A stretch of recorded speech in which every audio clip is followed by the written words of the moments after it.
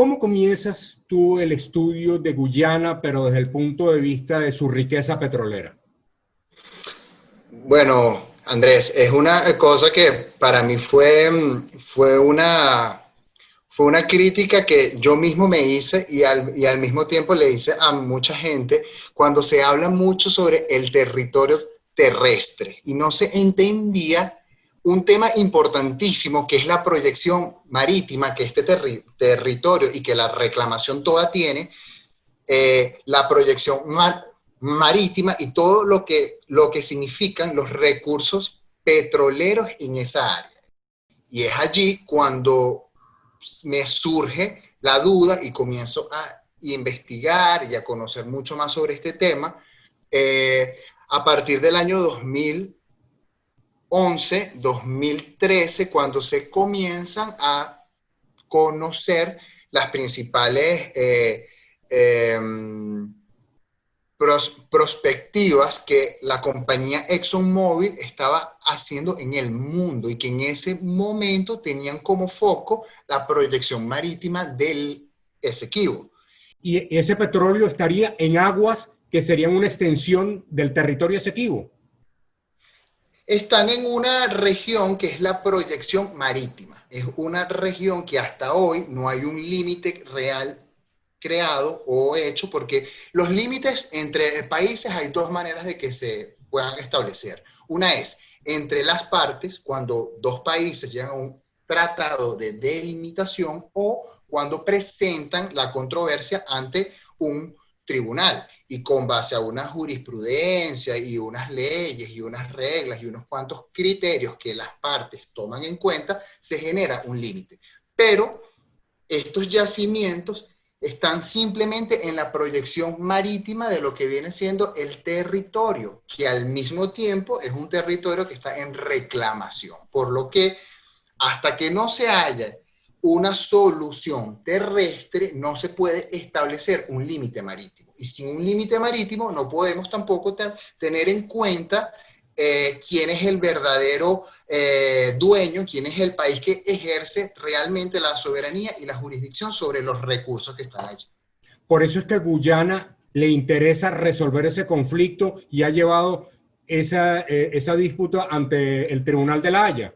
Ellos lo que están queriendo es ellos lo que están queriendo es anular la reclamación que nosotros tenemos, que nosotros hemos sostenido desde 1966, que se tiene que llegar a un acuerdo de, práctico y mutuamente satisfactorio para ambos países. Y eso únicamente puede ser posible con el reconocimiento de las partes.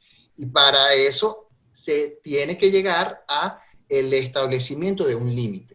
Venezuela, al gobierno venezolano no le ha faltado contundencia en los últimos 20 años en el reclamo del territorio Esequibo. Estamos teniendo una debilidad en nuestra posición precisamente por la misma debilidad que tenemos como país hoy debido a la crisis que se ha venido profundizando en los últimos 5 años o tal vez más.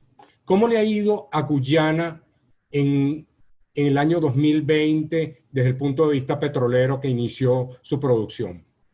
Bueno, ya se han sacado unos cuantos barriles, se han llevado al mercado internacional, pero todo esto bajo un clima y un ambiente de incertidumbre total. ¿Por qué? Porque justamente cuando comienza la producción petrolera en este país, se da un hecho político fundamental y que ha desvirtuado mucho dentro de ese país es el hecho de que hubo elecciones presidenciales, hubo un cambio de gobierno y hubo un periodo de casi 2 meses de incertidumbre donde no se sabía quién era realmente el presidente. Imagínate tú, te parece mucho a lo que estamos nosotros viviendo. Entonces, en ese clima de ingobernabilidad que prácticamente los dos países tienen hoy, es en donde se están comenzando a desarrollar los primeros avances y los primeros pasos en la actividad petrolera guyanesa. Entonces,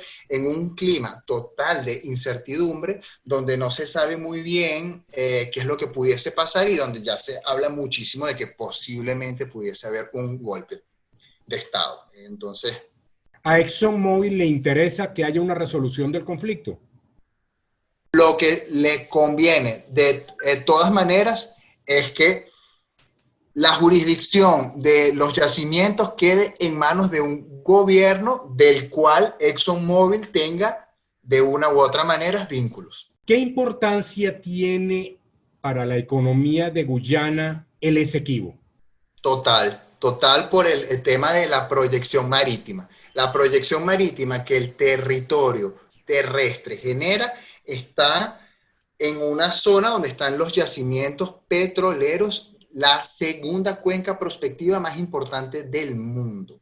Se habla de miles y millones de barriles de muy buena calidad en esa zona y con un costo de extracción muy bajo y que sin lugar a dudas, no sé si lo sabes, pero Guyana es el país más pobre del continente. Y esto va a ser una revolución económica increíble para este país. Entonces, sin lugar a dudas, para ellos es un tema de vitalidad, o sea, de todo o nada. La defensa de sus derechos sobre la proyección marítima y sobre los yacimientos es plena porque de ella deriva la subsistencia de este país. Que mucha gente habla de que este país se va a convertir en una nueva Dubái, pero yo dudo mucho de eso. ¿Por qué? Porque Dubái es lo que es y los países árabes que hoy tienen un nivel de relevancia internacional tienen lo que tienen. ¿Por qué? Porque sobre todas las cosas tienen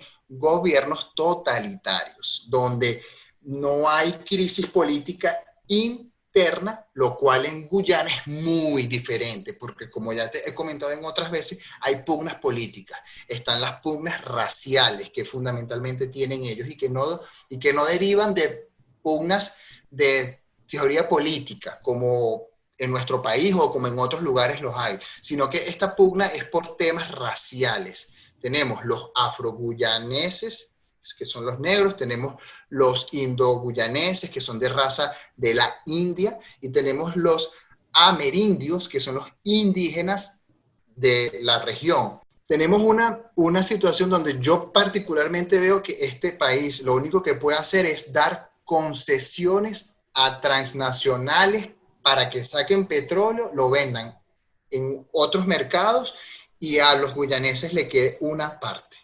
¿Podría escapar Guyana de la corrupción o eso lo ves difícil? Lo veo muy complejo, lo veo muy difícil, lo veo muy difícil. Hay personas que en Venezuela sostienen que el Esequibo está perdido. ¿Compartes esa posición?